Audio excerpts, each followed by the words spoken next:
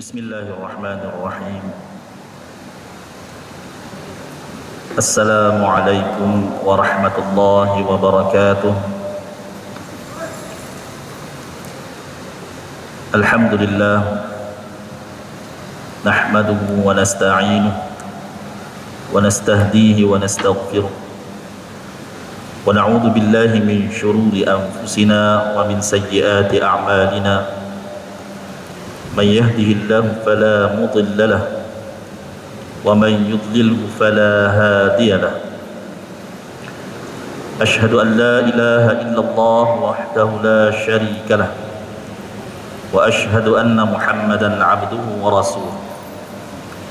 Allahumma salli wa sallim ala sayyidina wa habibina Muhammad wa ala alihi wa ashabihi ajma'in. Qala subhanaka la ilma lana illa ma 'allamtana innaka antal alimul hakim. La hawla wa la quwwata illa billahil aliyyil 'azim. Allahumma ij'alna minal ladzina yastami'una al-qawla fayattabi'una ahsana. Thumma amma ba'd. Muslimin muslimat, tuan-tuan dan puan-puan jamaah maghrib yang dirahmati Allah. Pertama-tama marilah kita memanjatkan setinggi-tinggi kesyukuran kita kehadirat Allah Subhanahu wa taala atas nikmat iman dan Islam, nikmat kehidupan dan kesehatan, sehingga kita dapat lagi bertemu dalam majlis mudzakarah ilmiah kuliah fiqh berpandu kepada kitab Al-Fiqhul Manhaji. Dan alhamdulillah, pada kuliah yang lepas kita telah masuk dalam perbincangan babut taharah ataupun bab bersuci, dan kita telah bincang khusus berkenaan dengan masalah air, masalah air dan beberapa jenis-jenis air yang boleh kita gunakan untuk bersuci, dan juga jenis air yang tidak boleh digunakan untuk bersuci. Itu juga kita sudah bincang dan terangkan kadar air, air yang dikatakan air yang sedikit dan juga air yang banyak mengikut ukuran ataupun ketetapan dalam mazhab Asy-Syafi'i, yang mana kadarnya itu ditentukan dengan kadar 2 qullah ataupun dua qalah. Idza kana al-ma'u qullatain lam yahmilil khabath. Apabila air itu 2 qalah, maka ia tidak mengandungi najis. Itu dasarnya, dalilnya yang dipegang oleh al-Imam Syafi'i. Maka ketetapan air yang sedikit atau banyak ini ditentukan dengan kadar 2 qalah. Apabila air itu kurang daripada 2 qalah, maka air itu dikatakan air yang sedikit. Jika air itu sampai kepada kadar 2 qalah ataupun lebih, maka itu air yang banyak. Jadi sedikit dan banyak ini dia mempengaruhi sebenarnya dalam sifat air itu. Contoh dalam air musta'mal, kita sudah bincang air musta'mal, yaitu air yang telah kita gunakan untuk mengangkat hadas. Contoh kita air itu kita guna untuk berwudu ataupun mandi junub, mandi janabah. Kemudian bekas air yang kita gunakan tadi kita tadah. Jadi air itu dikatakan sebagai air musta'mal, air yang telah digunakan untuk mengangkat hadas. Jadi air musta'mal ini apabila kita berwudu mengangkat hadas kecil contohnya, kemudian air yang kita gunakan tadi dia terpercik masuk ke dalam bekas air, yang mana bekas air itu kandungannya kurang daripada 2 qalah, maka air itu juga dihukumkan sebagai air musta'mal. Jadi itu perlu kita ketahui kadar yang membezakan air yang sedikit dengan air yang banyak, 2 qalah. Baik, sekiranya tadi air bekas kita berwuduk tadi dia jatuh dalam bekas air yang melebihi 2 qalah, melebihi kadar 2 qalah, maka air tadi itu tidak terjejas sifatnya. Ia tetap dengan keadaan asalnya, yaitu air mutlak, suci dan menyucikan. Seperti kita ambil contoh hari itu, air kolam kita di bawah. Jadi boleh kita berwuduk langsung celup dari tangan dalam kolam tersebut. Ya. Walaupun banyak mana air masuk semula dalam kolam tadi, ia tidak menjejaskan. Sebab apa? Sebab dia melebihi daripada dua kolah. Begitu juga ya, sekiranya air itu terjatuh ke dalamnya najis. Air terjatuh ke dalamnya najis, ya, kandungan kurang daripada 2 kolah.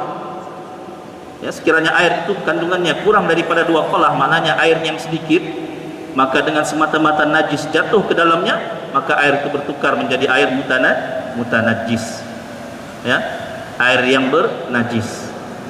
Sama ada berubah sifatnya, ya, berubah sifatnya yang 3 tadi, sama ada berubah sifat bau, warna ataupun rasa, ataupun tidak berubah.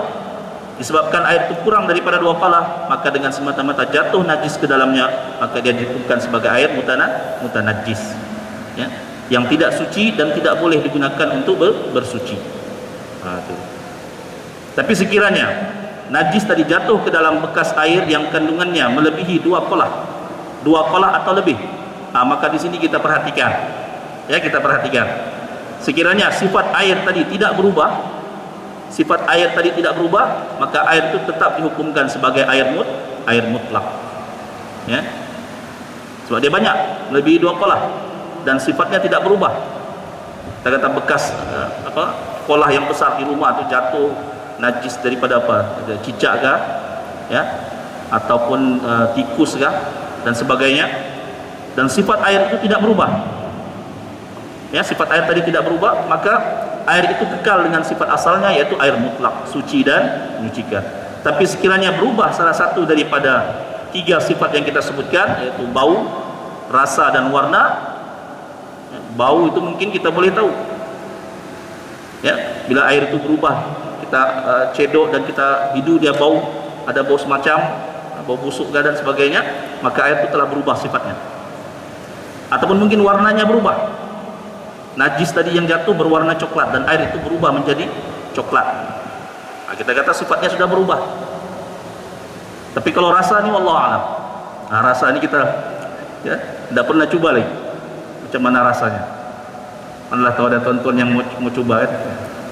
Mau tahu macam mana rasanya ni kalau sudah berubah ni, jatuh najis. Lemak-lemak kah? Atau rasa macam manis-manis kah? Wallahu alam. Cuma mungkin dari teorinya, ya, saya ingat dulu masa belajar dulu, ya, seorang guru sains, cikgu sainsnya, dia terangkan macam mana proses makanan tadi, ya, berjalan di dalam usus kita, kemudian dia keluar, dibuang menjadi najis. Dia kata dalam usus kita ni, makanan tadi dia akan melalui usus, kemudian dia akan lalu satu yang dipanggil hempedu. Hempedu, ya, ditapis di bagian hempedu ni. Jadi ada kemungkinan katanya, ya, rasa najis itu adalah pahit, pahit seperti hempedu. Tapi wallahu alam, itu teori, dan saya tidak pernah cuba rasa, ya, tidak pernah cuba rasa itu macam mana dia punya ni. Ya, wallahu alam. Baik, jadi bila berubah salah satu daripada sifat tersebut, walaupun air itu melebihi 2 kolah, ya, berubah salah satu sifatnya, walaupun air tadi melebihi 2 kolah, maka air itu dihukumkan sebagai air mutanajis, ya, yang tidak suci dan tidak boleh digunakan untuk bersuci. Itu. Ya, baik. Jadi itu yang sudah kita bincangkan pada kuliah yang lepas. Baik. Kemudian pengarang kitab ini, kitab Al-Fiqhul Manhaji ini, dia melihat ada kaitan antara perbincangan tentang air tadi dengan bekas yang digunakan untuk menyimpan air. Maka beliau melihat, ya, kepentingan untuk membincangkan tentang penggunaan bekas ini secara khusus. Oleh sebab itu dia meletakkan selepas perbahasan bab air, dia masuk perbahasan hukum menggunakan bekas. Jadi insyaAllah pada malam ini kita akan bincang tentang hukum penggunaan bekas, ya, hukum penggunaan bekas. Baik, apa yang dimaksudkan dengan bekas, tuan-tuan? Bekas di sini ialah peralatan, ya, peralatan yang digunakan untuk mengisi cecair dan lain-lain. Maksudnya bekas sama ada baldi atau baskom, ya, ember dan sebagainya, gelas, piring, pinggan, mangkuk, itu semua kita kata bekas. Periuk, ya, periuk belanga dan semuanya itu kita kata bekas. Jadi fokus perbincangan kita ialah tentang bekas, bukan perhiasan wanita. Ada beza ya. Malam ini kita bincang bekas saja dong. Ya, bukan, tidak ada kaitan dengan perhiasan orang perempuan. Baik. Jadi bekas tadi ialah peralatan yang digunakan untuk mengisi cecair dan lain-lain. Jadi berkenaan dengan hukum menggunakan bekas ini ada beberapa perbincangan, permasalahan yang perlu kita perhalusi. Yang pertama, hukum menggunakan bekas yang diperbuat daripada emas dan perak. Manalah tahu ada kita ni kan, di kalangan kita ni tuan-tuan, di rumahnya tu gelas, pinggan, mangkuk diperbuat daripada emas, ataupun baldi, beskomnya tu daripada perak. Bukan main lagi ya. Emas dan perak, bekas tadi diperbuat daripada emas dan perak. Baik. Jadi untuk masalah ini, hukum menggunakan bekas yang diperbuat daripada emas dan perak, ya, walaupun kita kata mungkin sekarang ini tidak berlaku, tak ada lagi orang yang menggunakan bekas daripada emas dan perak, tetapi kena tahu juga hukumnya masih berlaku. Ya, hukumnya masih berlaku. Ya, dan tidak dimansuhkan hukum tersebut. Maka hukumnya adalah haram. Ya, haram menggunakan bekas yang diperbuat daripada emas dan perak dalam semua bentuk penggunaan, sama ada untuk berwudu ataupun untuk minum, makan, memasak dan sebagainya. Ya, haram kita gunakan. Tu. Ya. Kecuali katanya, kecuali sekiranya darurah. Jadi darurah ini dia lain perbahasan. Darurah ini maksudnya dia terpaksa. Ya, lain akta ni. Akta di darurah dia ada akta tersendiri. Ya. Contohnya seperti tidak ada bekas lain yang boleh digunakan dan terpaksa menggunakan bekas tersebut yang diperbuat daripada emas dan perak, maka itu ya, dikecualikan. Ya, dikecualikan. Baik, jadi kita faham hukumnya adalah haram untuk sebarang bentuk penggunaan, sama ada menyimpan air atau makan dan minum. Di mana diambil dalilnya tuan-tuan dan puan yang dirahmati Allah? Hadis yang diriwayatkan daripada Hudzaifah bin Al-Yaman yang diriwayatkan oleh Al-Bukhari dan Muslim. Beliau berkata, aku mendengar Rasulullah sallallahu alaihi wasallam bersabda. Ya, Rasulullah sallallahu alaihi wasallam bersabda, "Wala talbasul harira walad dibaj." Wala talbasul harira walad dibaj. Wala tashrabu fi aniyati adh-dhahabi wal fiddah. Wala ta'kulu fi sihafiha fa innaha lahum fid dunya wa lana fil akhirah. Jelas Rasulullah sebut. Rasulullah sebut hukum kemudian sebab dalam hadis ini. Apa kata Rasulullah? Wala talbasul harira walad dibaj. Dan janganlah kamu memakai pakaian sutra, ya, sutra, dan juga dibaj. Dibaj ini sejenis sutra juga, sutra yang agak halus, yang mahal sedikit. Tu. Ya. Jadi jangan kamu memakai pakaian yang diperbuat daripada sutra dan juga dibaj. Ini hukumnya adalah haram. Ya, baik. Cuma yang dimaksudkan dengan sutra di sini, kan kita sekarang ini banyak jenis sutra. Ada sutra yang asli, ada sutra yang tiruan, yang dibuat secara saintifik itu. Jadi yang dimaksudkan dengan sutra yang diharamkan ini adalah sutra asli yang diambil daripada ulat sutra tersebut. Kalau kita kata sekarang ini pakai sutra, nampak seolah macam sutra tapi dia bukan sutra asli, ya, itu tidak diharamkan. Kita kena fahamlah, sutra yang diharamkan ialah sutra yang asli dia ambil daripada ulat sutra tersebut. Baik. Kemudian kata Rasulullah, wala tashrabu fi aniyati adh-dhahabi wal fiddah. Dan jangan kamu minum menggunakan bekas-bekas emas dan perak. Jadi seperti yang kita sebut sebelum ini, setiap larangan itu membawa hukum haram. Ya. Jangan kamu minum pada bekas-bekas yang diperbuat daripada emas dan perak. Wala ta'kulu fi sihafiha. Dan jangan kamu makan menggunakan pinggan-pinggan atau talam-talam yang diperbuat daripadanya. Fa innaha lahum fid dunya wa lana fil akhirah. Sebab apa Rasulullah melarangnya? sebab sesungguhnya semuanya itu untuk mereka, yakni siapa mereka tersebut? Orang-orang kafir. Ya, sungguhnya semua ini bekas-bekas daripada emas dan perak ini adalah untuk orang-orang kafir semasa di dunia. Dia nak guna, dia nak ambil, apa? Serah pada dia. Seorang kafir ni dia tak ada peraturan, dan dia tidak ada peraturan. Dia semua boleh, dia ikut suka dia. Kalau kata kepala dia okey boleh, dia buat. Ya, dia ikut nafsu. Ya. Akan tetapi walana fil akhirah, akan tetapi semua nikmat ini adalah bagi kita nanti di negeri akhirat. Itu. Ya. Jadi ilahnya, sebabnya ialah semua bentuk perhiasan seperti ini itu di dunia adalah bagian bagi orang-orang kafir. Tetapi bagi kita insya-Allah nanti di hari akhirat sana. Tak apalah, kita sabar. Kita terliur tengok orang kafir guna itu, tak apa, biarkan. Sebab kita yakin, i'tiqad kita bahwasanya segala nikmat yang Allah sediakan di dunia ini hanya bersifat sementara sahaja. Tidak ada yang kekal. Sebab kita yakin selepas daripada kehidupan dunia akan ada kehidupan yang kekal abadi selepas itu, yaitu hari akhirat. Dan ini yang dijanjikan Allah Subhanahu wa taala. Dalam surah, ya, setiap subuh Jumaat kita baca surah ini. Ya, kebanyakan masjid dia akan baca surah ini subuh Jumaat. Itu surah Al-Insan. Allah kata apa? Wa yutafu alaihim bi aniyatin min fiddah wa akwabin kanat qawarira min fiddatin qaddaruha taqdira. Itu. Ya, ayat 15 dan 16. Ya, surah Al-Insan. Allah kata apa? Bagi ahli syurga ni, ya, nikmat yang akan diberikan pada ahli syurga ini di hari akhirat nanti, ya, mereka akan dihidangkan, ya, mereka akan dihidangkan dan diedarkan kepada mereka ni aniyah bi aniyatin, dengan talam-talam ataupun bekas-bekas min fiddah, yang diperbuat daripada perak.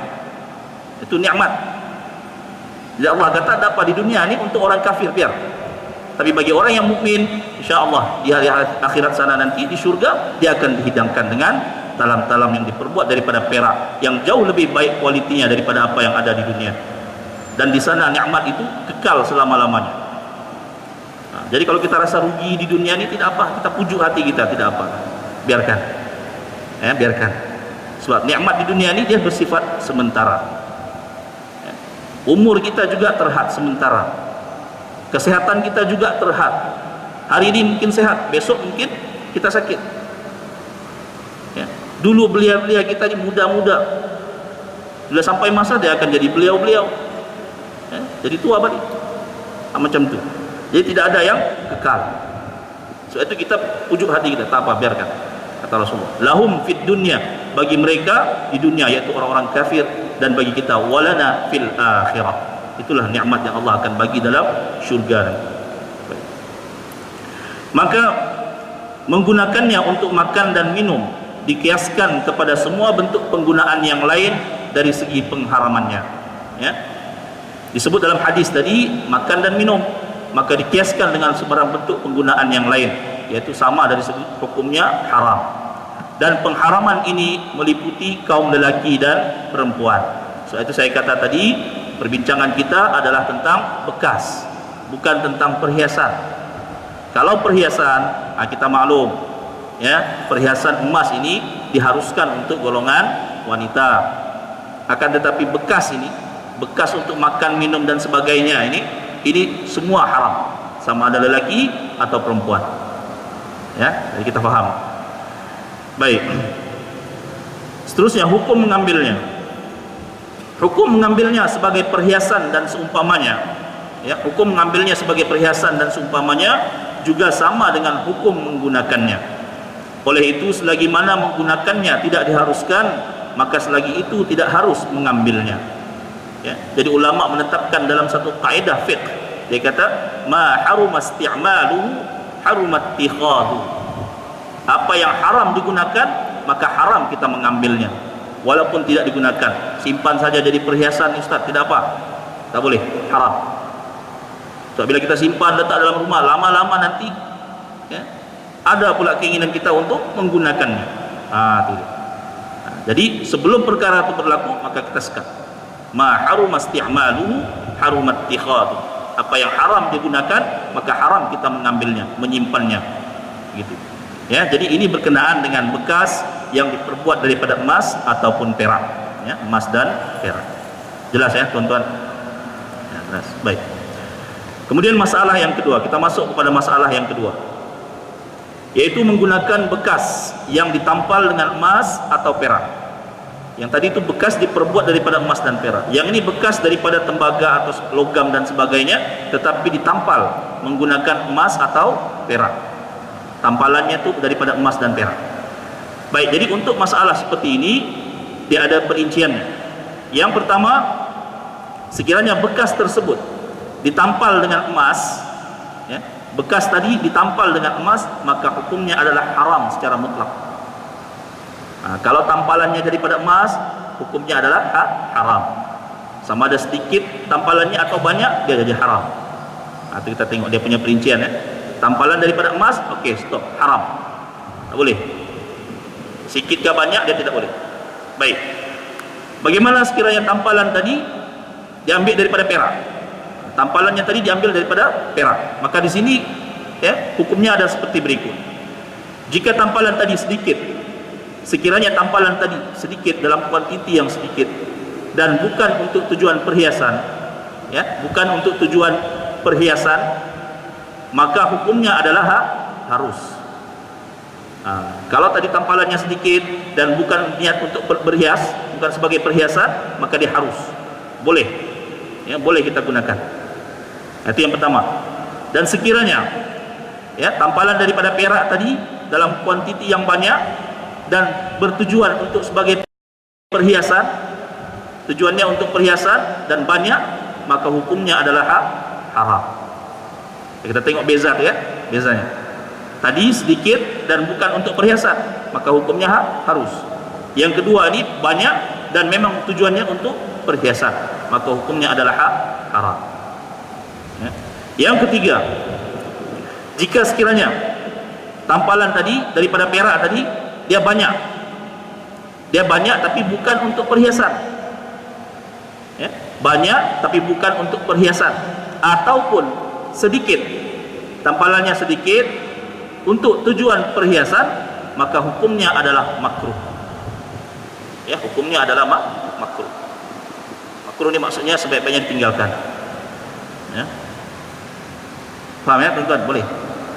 Kalau tadi katanya tampalannya banyak, sedikit, ya, tampalannya tadi sedikit, walaupun katanya untuk tujuan perhiasan, maka makruh hukumnya. Ataupun tampalannya banyak tapi bukan untuk tujuan berhias, itu juga adalah makruh. Yang menjadi haram ini sekiranya dia banyak dan tujuannya untuk berhias, itu adalah haram. Baik, dari mana diambil dalil ini yang mengatakan boleh tampal daripada perak? Hadis daripada Asim Al-Ahwal, ya, yang diriwayatkan oleh Imam Al-Bukhari. Beliau berkata, "Ra'aitu qadahan Nabiy sallallahu alaihi wasallam 'inda Anas bin Malik wa kana qad insada'a fasalsalahu bi fiddah." Qala Anas, "Laqad saqaitu Rasulullah sallallahu alaihi wasallam fi hadzal qadah aktsara min kadza wa kadza." Aku melihat periuk. Di sini dia terjemahkan periuk, ya. Qadah ini bekas, ya, bekas pun boleh, ya, periuk pun boleh. Aku melihat periuk Nabi sallallahu alaihi wasallam di sisi Anas bin Malik, ya, seorang sahabat.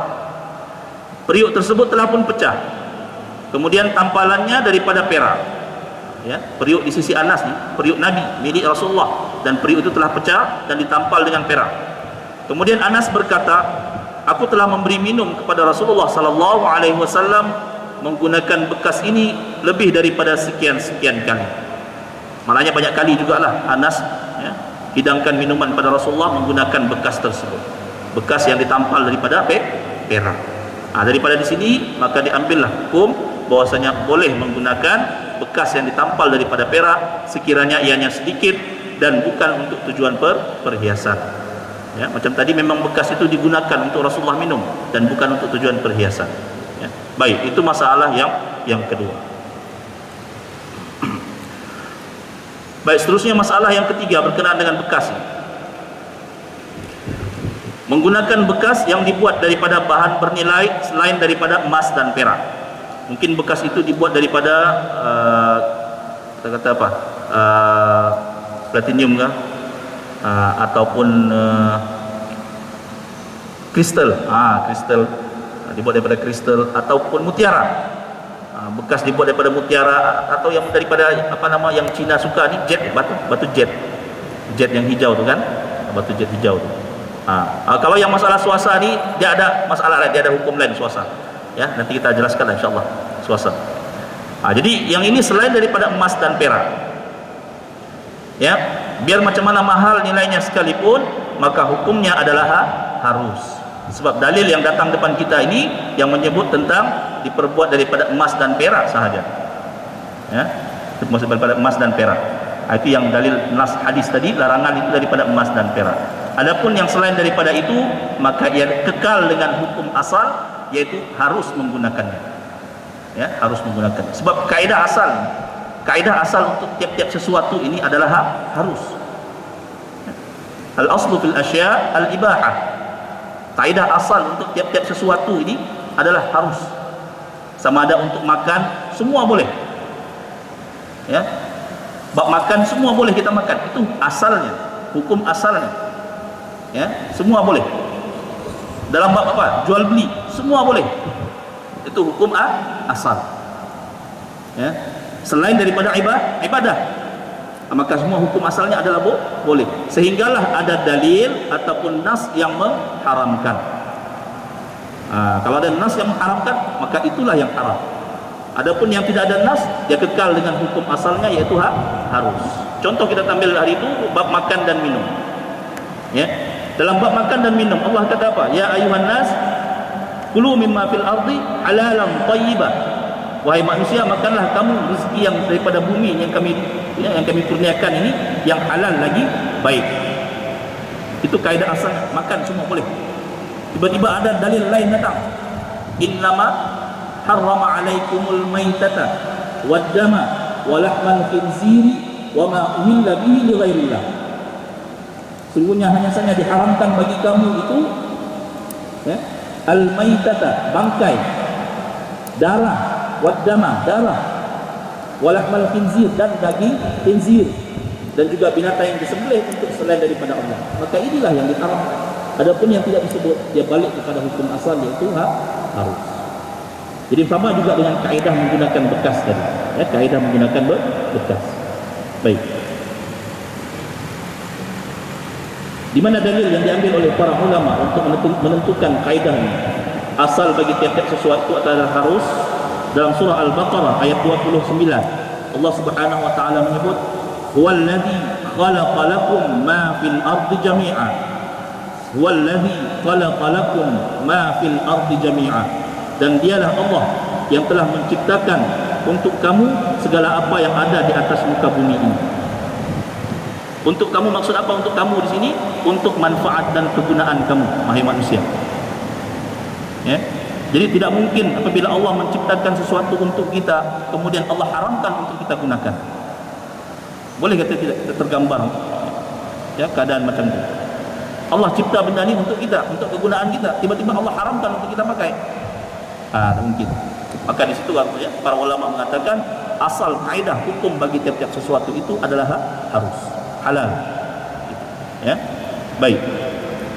Itu perkara yang ketiga. Masalah yang keempat, ya, menggunakan bekas orang kafir. Ini pun jadi satu masalah juga kita ni. Ya, bila duduk masuk dalam restoran, kata tengok gelas tu ada tulisan Tiger, ragu-ragu sudah kita mau minum, macam mana? Ya, boleh ke tidak? Kita kadang-kadang cari juga restoran yang kata seafood ni, restoran seafood. Tapi kebanyakan restoran seafood ni dimiliki oleh orang yang bukan Islam. Jadi boleh ke tidak kita masuk makan dalam tu? Gitu. Sedangkan kita tahu kemungkinan bekas itu telah digunakan untuk, ya, benda-benda yang lain. Ya. Baik. Jadi hukum menggunakan bekas orang kafir. Menggunakan bekas kepunyaan orang kafir adalah harus. Jadi bila kita faham macam ni, hilanglah sudah keraguan kita. Tak perlu lagi ada ragu-ragu lepas ni. Ya. Hukum asalnya adalah harus. Gitu. Jadi macam mana Ustaz, kadang-kadang orang kafir dia kata dia makan juga, dia guna pinggan mangkuk tu ataupun gelas tu dia minum arak di situ. Ya, ataupun piring tadi bekas dia guna untuk makan daging khinzir kan. Jadi macam mana hukumnya pula? Baik. Dalam masalah seperti ini, yang pertama kita tidak boleh menghukum berdasarkan andaian. Satu. Kita tidak boleh berhukum berdasarkan andaian.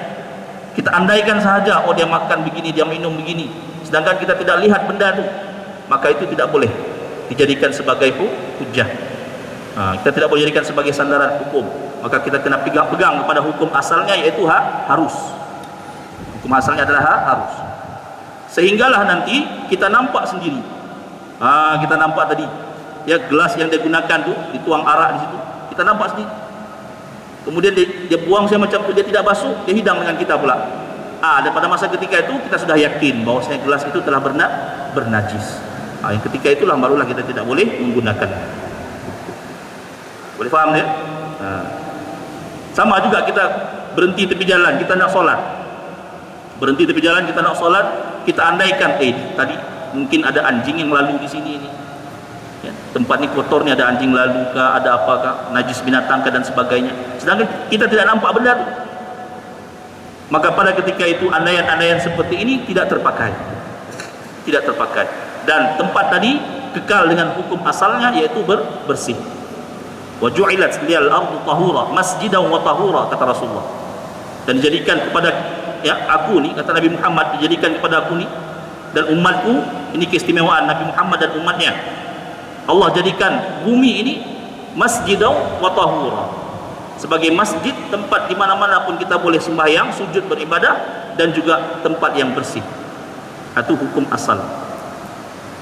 Nanti sehinggalah kita nampak ada anjing lalu di situ, ataupun kita tengok ada orang buang air kecil ke buang air besar dekat situ, kita nampak ada najis, barulah kita kata kotor. Kita kata kotor. Baik. Dalilnya daripada Abi Sa'labah, hadis yang diriwayatkan oleh Al-Imam Al-Bukhari, Nabi SAW bersabda, Nabi SAW bersabda, sahabat bertanya tentang bekas kepunyaan orang kafir. Tanya, bagaimana ya Rasulullah, kita nak guna bekas ni, ini kepunyaan orang kafir. Maka Rasulullah menjawab, faghsiluha wa kulu fiha. Faghsiluha wa kulu fiha. Kata Rasulullah, basuhlah dan makanlah dengannya. Tak ada masalah. Gitu. Cuma perlu kita faham, perintah membasuh dalam hadis ini, adalah dengan makna sunat. Sunat kita basuh terlebih dahulu. Sunat saja. Ya. Tapi kalau kita nampak kata tadi depan mata tu, kita nampak benda tu memang bernajis depan mata, bukan lagi sunat, itu wajib. Kita nampak dia tuang arak, kemudian dia buang saja, kemudian dia tidak basuh, kita pun ambil. Buat dah nampak pula. Dah tahu, dah nampak. Tak boleh, tak terpakai. Maka wajib ketika itu kita membasuh. Yang jadi masalah ini kalau kita tak nampak benda tu, maka balik kepada hukum asalnya, yaitu harus. Wallahu a'lam. Begitu juga hukum menggunakan pakaian mereka dan seumpamanya, pakaian orang kafir, ataupun seumpamanya seperti berjabat tangan atau berpelukan dengan sahabat kawan-kawan kita yang bukan Islam ini. Kadang-kadang kita pun geli, masalah pun serba salah. Ini najis. Dia kata, kenapa najis? Ada kan ayat Al-Quran kata, innamal musyrikuna najasun. Sungguhnya orang-orang musyrik itu najis. Memang ada ayat, tapi kena faham, najis yang dimaksudkan di sini bukanlah najis pada zahirnya. Bukan najis pada zahir, anggota badannya semua najis, tidak. Najis di situ adalah najis pada akidahnya, keyakinannya. Yang kotor adalah akidah, keyakinannya. Jadi tak ada masalah kalau kita nak bersalam dengan dia, nak berpelukan sebagai seorang kawan, ataupun bekas baju dia berpeluh, biar basah peluh macam mana sekalipun kita boleh pakai. Itu kalau kita nak pakai lah. Kalau sanggup pakai, pakai. Gitu. Atau bekas pinggan mangkuk macam tu, adalah harus. Baik. Itu berkenaan dengan menggunakan bekas orang-orang yang kafir. Jadi begitulah tadi tentang hukum menggunakan bekas yang diperbuat daripada emas dan perak, begitu juga bekas yang ditampal daripada emas atau perak, dan juga bekas yang dibuat selain daripada emas dan perak, dan juga bekas orang-orang kafir. Jadi jelaslah kepada kita. Baik. Kemudian yang berkaitan dengan masalah ini tadi, yang banyak juga berlaku perbahasan di kalangan kita ni, ya, orang-orang awam ni, yaitu hukum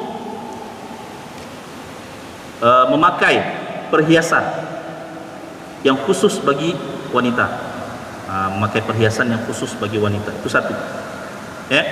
Baik, sekiranya perhiasan itu memang kita dah tahu dia khusus untuk orang perempuan, orang wanita. Contoh seperti apa? Rantai, anting-anting, gelang, ya. Kita nampak rantai ini memang semua orang kata ini untuk orang perempuan. Nah, gitu. Anting-anting pun kita kata ini mesti untuk orang perempuan. Jadi perhiasan itu adalah khusus untuk wanita. Baik, sekiranya perhiasan itu khusus untuk wanita, sama ada dia diperbuat daripada emas atau perak, maka ia haram untuk lelaki.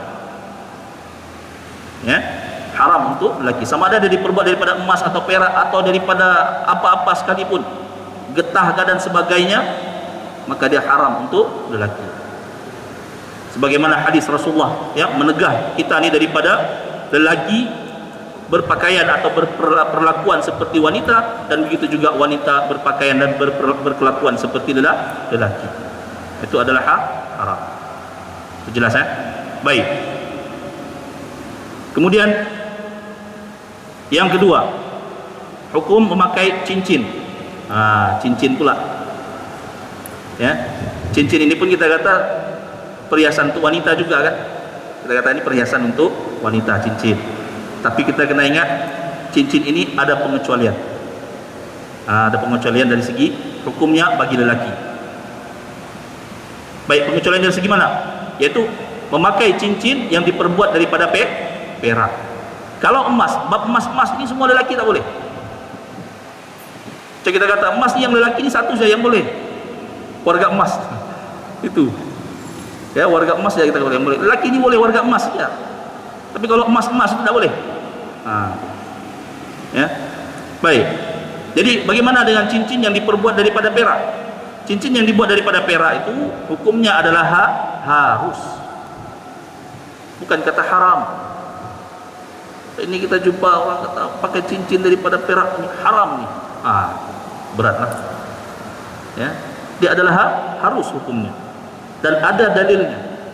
Ya. Dalil dari Rasulullah SAW.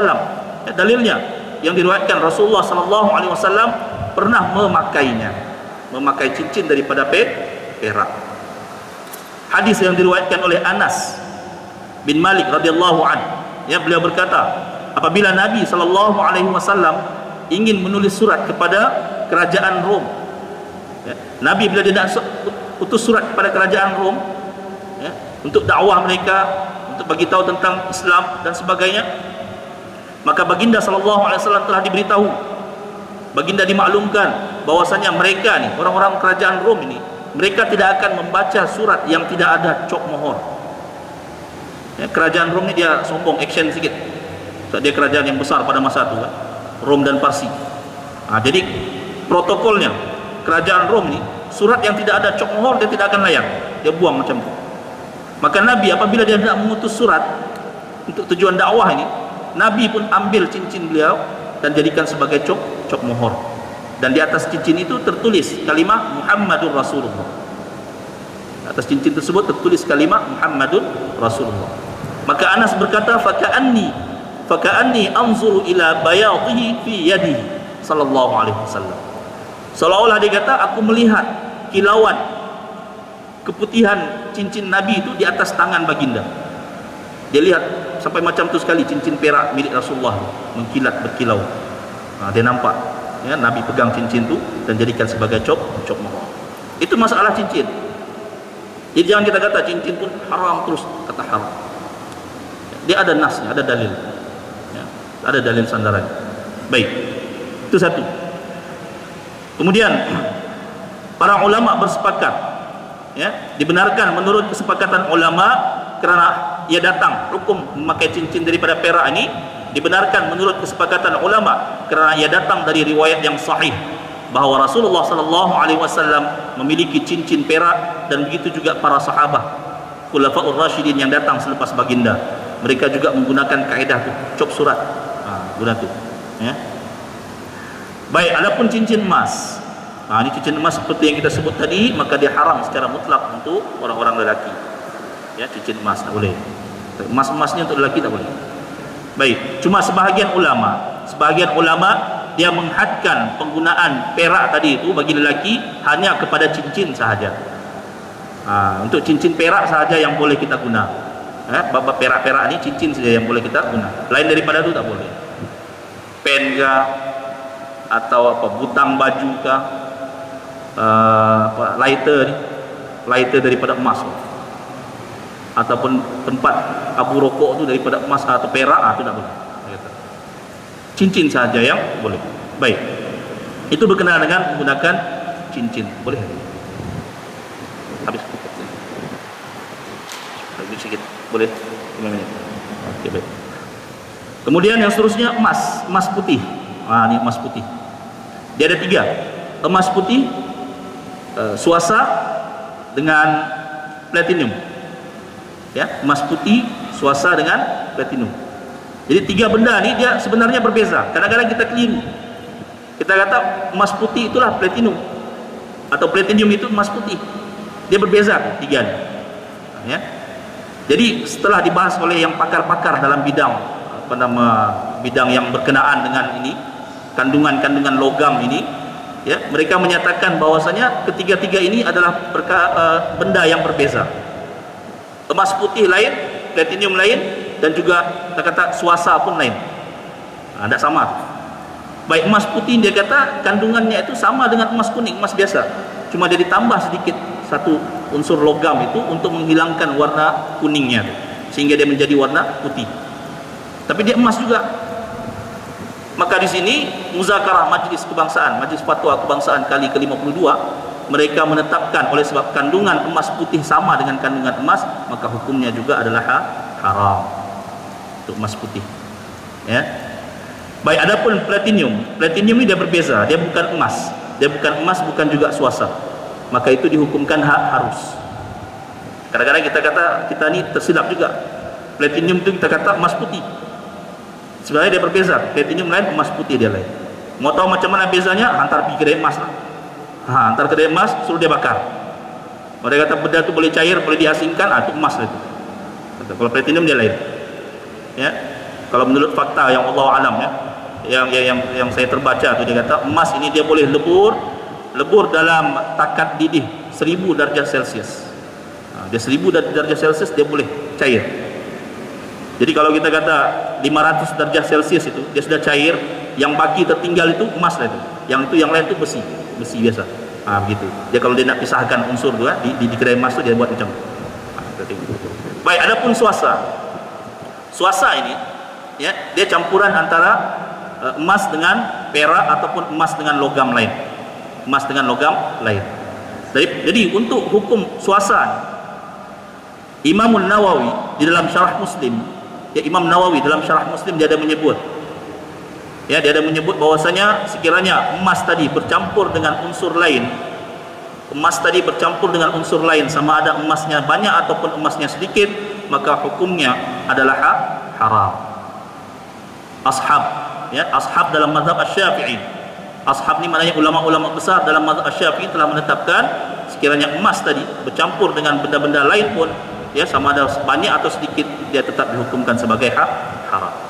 Dan inilah yang telah disebutkan atau yang telah dikeluarkan oleh Jakim, ya, Jakim pada tahun 2000, kurang lebih tahun 2001 kalau tidak salah, ya. Dia mengatakan bahwasanya haram suasa ini, haram.